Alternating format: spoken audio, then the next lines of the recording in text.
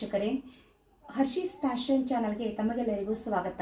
ಹಾಗೆಯೇ ಸಮಸ್ತ ಜನತೆಗೂ ಮಹಾಶಿವರಾತ್ರಿ ಹಬ್ಬದ ಹಾರ್ದಿಕ ಶುಭಾಶಯಗಳು. ನಮ್ಮ ಹಿಂದೂ ಧರ್ಮದ ಪ್ರಮುಖ ಹಬ್ಬಗಳಲ್ಲಿ ಒಂದಾದ ಮಹಾಶಿವರಾತ್ರಿ ಹಬ್ಬದ ಆಚರಣೆಗೂ ಸಹ ಹಿನ್ನೆಲೆ ಇದೆ, ಕಥೆಗಳಿವೆ.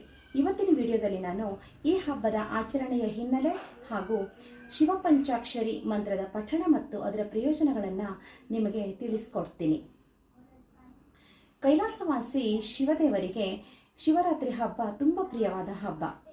ಈ ಹಬ್ಬದ ದಿನ ತನ್ನ ಭಕ್ತರ ಯಾರು ತನ್ನನ್ನು ತುಂಬ ಭಕ್ತಿಯಿಂದ ಪೂಜಿಸುತ್ತಾರೋ ಅವರಿಗೆ ತಾನು ವಿಶೇಷವಾದ ಅನುಗ್ರಹ ನೀಡ್ತೀನಿ ಅಂತ ಸ್ವತಃ ಶಿವನೇ ಪಾರ್ವತಿಯಲ್ಲಿ ಅರುಹಿದ್ದಾನೆ ಅಂತ ಶಿವಪುರಾಣವು ಹೇಳುತ್ತದೆ. ಈ ಶಿವರಾತ್ರಿ ಹಬ್ಬವು ಉಪವಾಸದ ಹಬ್ಬ ಆದರೂ ಸಹ ಎಲ್ಲರ ಮನೆಯಲ್ಲೂ ಸಂಭ್ರಮ ಸಡಗರ ತುಂಬಿರುತ್ತೆ. ಮಡಿವಸ್ತ್ರ ತೊಟ್ಟು ದೇವಸ್ಥಾನಗಳಿಗೆ ತೆರಳಿ ಶಿವಾರ್ಚನೆ ಮಾಡಿ, ಶಿವಪೂಜೆ ಮಾಡಿ, ಜಾಗರಣೆ ಮಾಡಿ ಅವರವರ ಮನೆಗಳಿಗೆ ತೆರಳ್ತೀವಿ. ಈ ಮಹಾಶಿವರಾತ್ರಿ ಹಬ್ಬದಂದು ಬಿಲ್ವ ಪತ್ರೆಯಿಂದ ಶಿವಲಿಂಗಕ್ಕೆ ಅರ್ಚನೆ ಮಾಡಿದರೆ ಯಾಗ ಮಾಡಿದ ಫಲ ದೊರೆಯುತ್ತದೆ ಅಂತ ನಮ್ಮ ಹಿರಿಯರು ಹೇಳ್ತಾರೆ.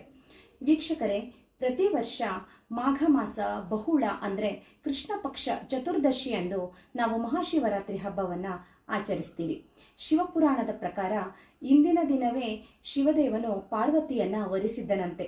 ಅವತ್ತು ರಾತ್ರಿ ಇಡೀ ದೇವಾನುದೇವತೆಗಳೆಲ್ಲರೂ ಸೇರಿ ಗಿರಿಜಾ ಕಲ್ಯಾಣವನ್ನು ವೀಕ್ಷಿಸಿ ಶಿವ ಮತ್ತು ಪಾರ್ವತಿಯರ ಪೂಜೆಯನ್ನು ನೆರವೇರಿಸಿದ್ರಂತೆ. ಅಷ್ಟೇ ಅಲ್ಲದೆ ದೇವತೆಗಳು ಮತ್ತು ಅಸುರರ ನಡುವೆ ಸಮುದ್ರ ಮಂಥನ ನಡೆದಾಗ ವಿಷ ಉದ್ಭವವಾಗತ್ತೆ. ಆ ವಿಷವನ್ನು ಲೋಕ ಕಲ್ಯಾಣಕ್ಕೋಸ್ಕರ ಸ್ವತಃ ಪರಶಿವನೇ ಕುಡಿಯುತ್ತಾನೆ. ಆಗ ಪಾರ್ವತಿ ದೇವಿಯು ಆ ವಿಷವು ಶಿವನ ಗಂಟಲೊಳಗೆ ಇಳಿದೇ ಇರೋ ಥರ ಇಡೀ ರಾತ್ರಿ ಶಿವನ ಗಂಟಲನ್ನು ಹಿಡಿದುಕೊಂಡಿದ್ಲಂತೆ ಅಂತ ಶಿವಪುರಾಣದ ಇನ್ನೊಂದು ಕಥೆ ಹೇಳುತ್ತೆ. ಅಷ್ಟೇ ಅಲ್ಲದೆ ಭಗೀರಥನು ಪರಶಿವನ ತಪಸ್ಸನ್ನು ಮಾಡಿ ಶಿವನು ತನ್ನ ಜಡೆಯಿಂದ ಗಂಗೆಯನ್ನು ಭೂಮಿಗೆ ಹರಿಬಿಟ್ಟಿದ್ದೂ ಸಹ ಇದೇ ಶಿವರಾತ್ರಿಯ ದಿನ, ಅಂದರೆ ಮಾಘ ಮಾಸ ಕೃಷ್ಣ ಪಕ್ಷ ಚತುರ್ದಶಿಯಂದು ಅಂತ ಪುರಾಣದ ಕಥೆಗಳು ಹೇಳುತ್ತವೆ. ವೀಕ್ಷಕರೇ, ಈ ಮಹಾಶಿವರಾತ್ರಿ ಆಚರಣೆಗೆ ವೈಜ್ಞಾನಿಕ ಕಾರಣ ಕೂಡ ಇದೆ. ಈ ಸೂರ್ಯಚಂದ್ರರ ಚಲನೆಗೆ ತಕ್ಕಂತೆ, ಕಾಲಮಾನ ಪರಿವರ್ತನೆಗೆ ತಕ್ಕಂತೆ ನಮ್ಮ ದೇಹದಲ್ಲಿ ಶರೀರದಲ್ಲಿ ಬದಲಾವಣೆಗಳಾಗುತ್ತೆ. ಈ ಮಹಾಶಿವರಾತ್ರಿ ಹಬ್ಬದಂದು ಕೃಷ್ಣ ಪಕ್ಷದ ಕೊನೆಯ ದಿನ ಅಂದರೆ ಈ ಸಮಯದಲ್ಲಿ ಚಳಿಗಾಲ ಕೊನೆಯದಾಗಿ ಬೇಸಿಗೆ ಕಾಲ ಪ್ರಾರಂಭವಾಗುವ ಸಮಯ. ಇವತ್ತಿನ ದಿನ ರಾತ್ರಿ ಸೂರ್ಯನ ಶಾಖನೂ ಕಡಿಮೆ ಇರುತ್ತೆ ಮತ್ತು ಚಂದ್ರನ ಪ್ರಕಾಶವೂ ಸಹ ಕ್ಷೀಣಿಸಿರ್ತದೆ. ಇದನ್ನೆಲ್ಲ ಪರಿಗಣಿಸಿನೇ ನಮ್ಮ ಹಿರಿಯರು ಉಪವಾಸ ಜಾಗರಣೆಗಳನ್ನು ಮೊದಲಿನಿಂದಲೂ ರೂಢಿಯಲ್ಲಿಟ್ಟುಕೊಂಡು ಬಂದಿದ್ದಾರೆ. ಅಷ್ಟೇ ಅಲ್ಲದೆ ಶಿವನಿಗೆ ಪ್ರಿಯವಾದ ಬಿಲ್ವಪತ್ರೆಯಲ್ಲಿ ಔಷಧೀಯ ಗುಣಗಳಿವೆ. ಈ ಬಿಲ್ವಪತ್ರೆಯು ಉಸಿರಾಟದ ತೊಂದರೆಯನ್ನು ನಿವಾರಣೆ ಮಾಡುತ್ತೆ. ಈ ಬಿಲ್ವಪತ್ರೆಯಿಂದ ನಾವು ಶಿವಲಿಂಗಕ್ಕೆ ಅರ್ಚನೆ ಮಾಡಿದಾಗ ಅದರ ಸುವಾಸನೆ ನಮ್ಮ ಶರೀರದ ಒಳಗೆ ಹೋಗಿ ಉಸಿರಾಟದ ತೊಂದರೆಯನ್ನು ನಿವಾರಣೆ ಮಾಡುತ್ತೆ. ಹಾಗೂ ಶಿವಲಿಂಗಕ್ಕೆ ನಾವು ಅಭಿಷೇಕ ಮಾಡಿದ ನೀರು ನಮ್ಮ ಮೈಗೆ ತಾಕಿದಾಗ ಅದರಿಂದ ನಮ್ಮ ಶರೀರಕ್ಕೆ ಮತ್ತು ಸುತ್ತಮುತ್ತಲಿನ ಪರಿಸರಕ್ಕೆ ಧನಾತ್ಮಕ ಶಕ್ತಿ ಅಂದರೆ ಪಾಸಿಟಿವ್ ಎನರ್ಜಿ ಉತ್ಪತ್ತಿಯಾಗತ್ತೆ. ಹಾಗೆಯೇ ವೀಕ್ಷಕರೇ, ಈ ಮಹಾಶಿವರಾತ್ರಿ ಹಬ್ಬದ ದಿನ ಶಿವನಿಗೆ ಅತ್ಯಂತ ಪ್ರಿಯವಾದ ಶಿವಪಂಚಾಕ್ಷರಿ ಮಂತ್ರವನ್ನು ಪಠಿಸೋದ್ರಿಂದ ನಮಗೆ ನರಕದಿಂದಲೂ ಮುಕ್ತಿ ಸಿಗತ್ತೆ ಅಂತ ನಮ್ಮ ಹಿರಿಯರು ಹೇಳ್ತಾರೆ.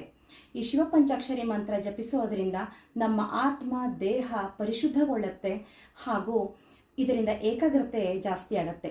ಶಿವಪಂಚಾಕ್ಷರಿ ಮಂತ್ರ ಅಂದರೆ ಓಂ ನಮಃ ಶಿವಾಯ. ಇದರಲ್ಲಿ ಓಂ ಎನ್ನುವುದು ಪಂಚಾಕ್ಷರಿಯ ಭಾಗ ಆದರೆ ನಮಃ ಶಿವಾಯ ಎಂಬ ಅಕ್ಷರಗಳಲ್ಲಿ ಪಂಚಭೂತಗಳು ಅಡಗಿವೆ. ಅಂದರೆ ಗಾಳಿ, ಭೂಮಿ, ಜಲ, ಅಗ್ನಿ, ಆಕಾಶ, ಹೀಗೆ ಪಂಚಭೂತಗಳು ಅಡಗಿಕೊಂಡಿವೆ. ಈ ಪಂಚಾಕ್ಷರಿ ಮಂತ್ರ ಜಪಿಸುವುದರಿಂದ ನಮ್ಮ ಆಂತರಿಕ ಮನಸ್ಥಿತಿ ಪ್ರಬುದ್ಧಗೊಳ್ಳುತ್ತದೆ, ನಮ್ಮ ಯೋಚನಾ ಶಕ್ತಿ ಸಕಾರಾತ್ಮಕ ರೀತಿಯಲ್ಲಿ ಮುಂದುವರಿಯುತ್ತೆ ಮತ್ತು ಈ ಮಂತ್ರ ಜಪಿಸೋದ್ರಿಂದ ಅಧಿಕ ರಕ್ತದೊತ್ತಡ, ಮಿದುಳಿನ ಸಮಸ್ಯೆ ಕಡಿಮೆಯಾಗತ್ತೆ ಮತ್ತು ರಕ್ತದಲ್ಲಿ ನಮ್ಮ ರಕ್ತ ಪರಿಚಲನೆ ನಮ್ಮ ಶರೀರದಲ್ಲಿ ಚೆನ್ನಾಗಿ ನಡೆಯುತ್ತೆ. ಇದನ್ನು ವೈದ್ಯಕೀಯ ಭಾಷೆಯಲ್ಲಿ ನ್ಯೂರೋಪ್ಲಾಸ್ಟಿಕ್ ಅಂತ ಕರೀತಾರೆ. ವೀಕ್ಷಕರೇ, ಈ ನಮಃ ಶಿವಾಯ ಪಂಚಾಕ್ಷರಿ ಮಂತ್ರ ಬರೀ ಅಕ್ಷರ ಅಲ್ಲ, ಪ್ರತಿ ಅಕ್ಷರಕ್ಕೂ ಒಂದೊಂದು ಶ್ಲೋಕಗಳಿವೆ. ಇಂಥ ಶಿವರಾತ್ರಿಯ ಪುಣ್ಯ ಕಾಲದಲ್ಲಿ, ಪುಣ್ಯ ಸಮಯದಲ್ಲಿ ನಾವೆಲ್ಲರೂ ಪಂಚಾಕ್ಷರಿ ಶ್ಲೋಕವನ್ನು ಪಠಣ ಮಾಡಿ ಆ ಪರಶಿವನ ಅನುಗ್ರಹಕ್ಕೆ ಪಾತ್ರರಾಗೋಣ.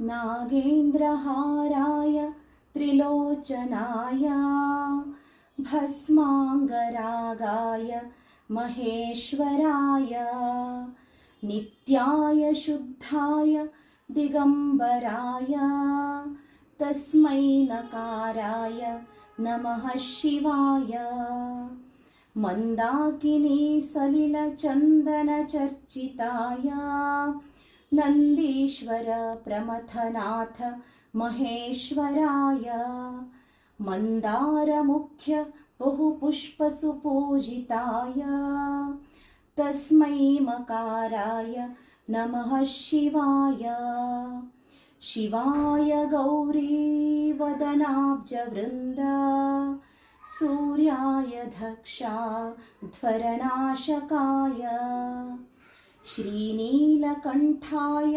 वृषध्वजाय तस्मै शिकाराय नमः शिवाय वसिष्ठकुम्भोद्भव गौतमार्य मुनीन्द्रदेवार्चित शेखराय चन्द्रार्कवैश्वानरलोचनाय तस्मै वकाराय नमः शिवाय यक्षस्वरूपाय जटाधराय पिनाकहस्ताय सनातनाय दिव्याय देवाय दिगम्बराय तस्मै यकाराय नमः शिवाय तस्मै यकाराय नमः शिवाय तस्मै यकाराय नमः शिवाय